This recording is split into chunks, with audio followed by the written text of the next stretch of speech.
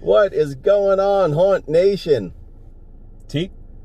And I think that's the way you were pointing. Yeah, I was pointing. We're using this new apparatus that's kind of cutting our face off just for your enjoyment so they can hold the camera. So, kudos. So this is another 5-minute parking lot review. Right. All right. So this isn't going to be long.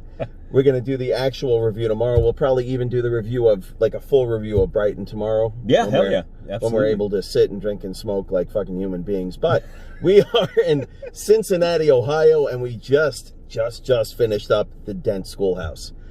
I've been there several times. I love it. Absolutely adore it. If you watch any of the older videos, you'd know that. T's first time. What do you think, bud? You know, considering all of the COVID fuckery that is going on in the haunts, it being my first time, I thought it would take away from it, but it was absolutely beautiful. Yeah. Very, very minute things to complain about, but really nothing that had to do with the haunt itself. You know, more of the Scooby-Doo walkers, the people freaking the fuck out and wanting to head back, and you know, that kind of stuff. That's gonna be in the full review. That's gonna be to talk about. But absolutely beautiful haunt, brother. The attention to detail with every little thing. There is no you know, thing that you know isn't part of the haunt. That's, you know, except for the exit signs. Yeah, except for the exit signs, mandated everywhere. Right. That you know, kind of takes you out of it. When you look up, you don't see. When you're in the school building itself. Mm-hmm. They make complete sense. Yeah. In the school building. When you head down into the basement area. Yeah. Absolutely beautiful. Less sense. Yeah, but again, it's not right, their fault. No, that's a necessity, and you know, that's the best thing they could possibly do is have a way for people to get out. Right. We don't need another Six Flags incident. Oh my God. Yeah.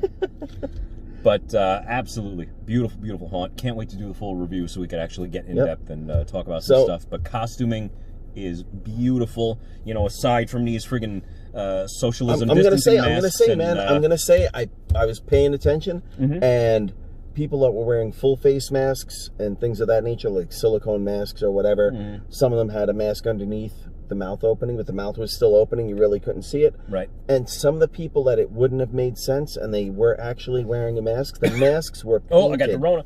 The masks were... The masks were painted, and they were painted so well that it didn't look like a painted mask. They were like a part of the person, of the costume of the face. Well, you know the only one I was disappointed, because it was so fucking cool. Yep. It was so fucking cool.